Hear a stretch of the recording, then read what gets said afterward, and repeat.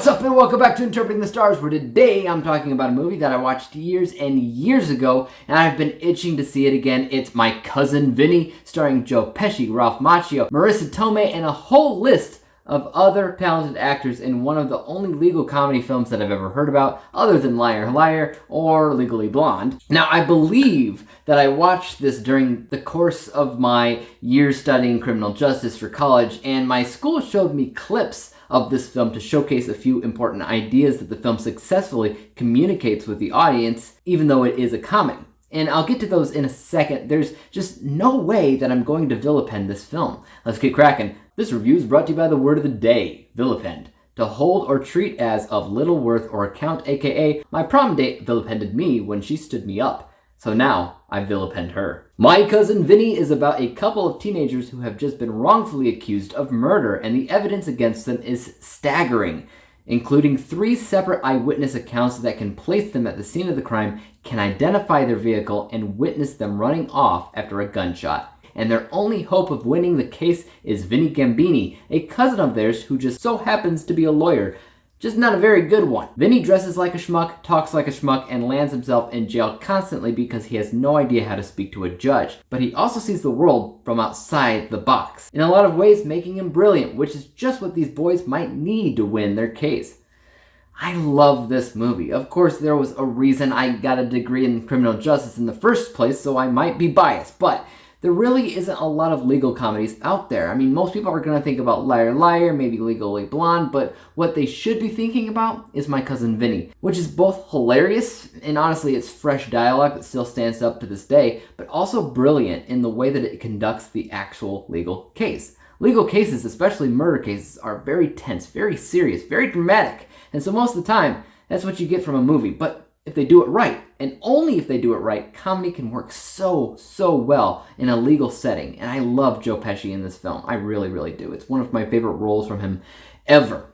And maybe Harry from Home Alone is good too, but I like this one better. This is his baby, and his character is just so good in it that I can't believe that they didn't make a sequel to this film so he had another mystery to solve, like a legal Sherlock Holmes. I would love to see that, but it never happened. If it was made in today's day and age, they would have definitely made a sequel, but I digress. And you know, it shouldn't be ignored that Pesci wasn't the only good actor here. Everybody else was really good, and they all played a vital role in what was actually going on in the film, even when you didn't necessarily think they would. Marisa Tomei starts out as she's just Pesci's girlfriend, but the more the film plays out, the bigger of a role she actually plays. She won an Oscar for Best Supporting Actress for her part in this film. As far as what lessons the film has to teach you about criminal justice, again, it is a comedy, so this should be taken lightly. But it does do a very good job shining a light on why eyewitness testimony isn't always solid, and we can't always take people at their word, even if they're trying their best to help.